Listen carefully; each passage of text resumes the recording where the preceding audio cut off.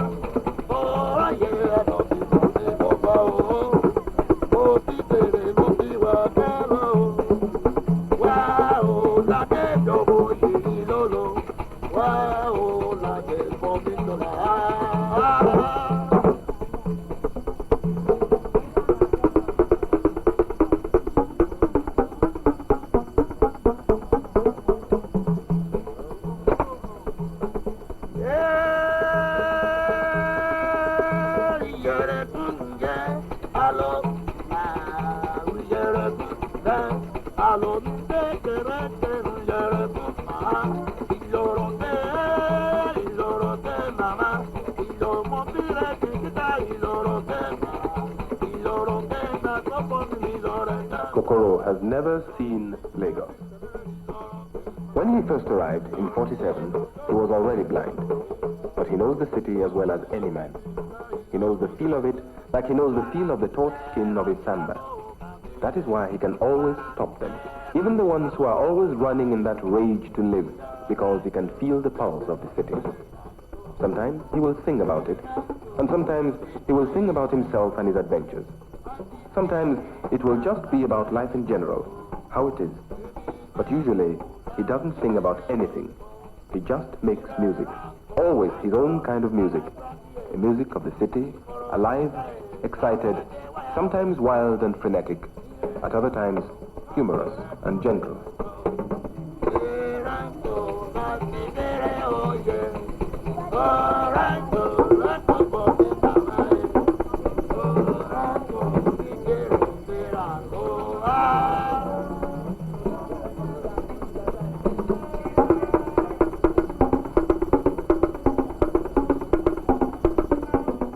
Nobody taught Kokoro how to play.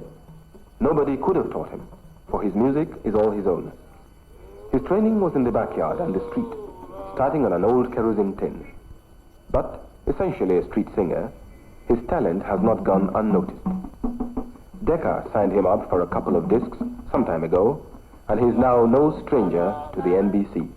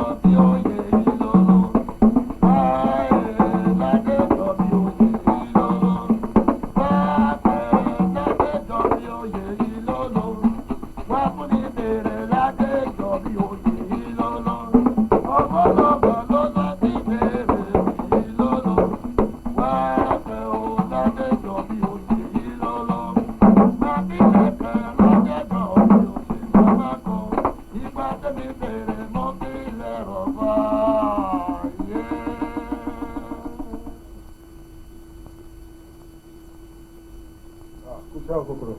Ilé ẹ̀dá gan ni, iṣẹ́.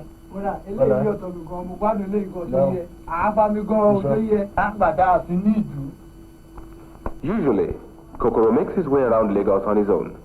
But when there is an important engagement, he'll sometimes take his brother-in-law along, who now acts as his manager. Kokoro has come a long way from when he was a young boy away up in Owoh. He was not blind then. In fact, he was one of the most advanced pupils in his class. So advanced that the other wife of his father became jealous of the gifted boy. And one day, she prepared a mixture of alligator pepper and lime juice. While he was sleeping, she lifted up the lids of his eyes and splashed in the liquid. For 3 days, he was in agony. And after that, he never saw again. Blind, he found himself a burden to his family. But the young Kokoro was not the sort of boy who could accept this. And so it was that then he learned how to make music. When he became proficient enough, he started to travel. First to Elisha, and then to Shogbo, and later on to Ede. At Ibadan, he stayed for 4 years, earning his living by his music, until finally he came to the city of Lagos. Although life has been hard for Kokoro, there is no bitterness in him.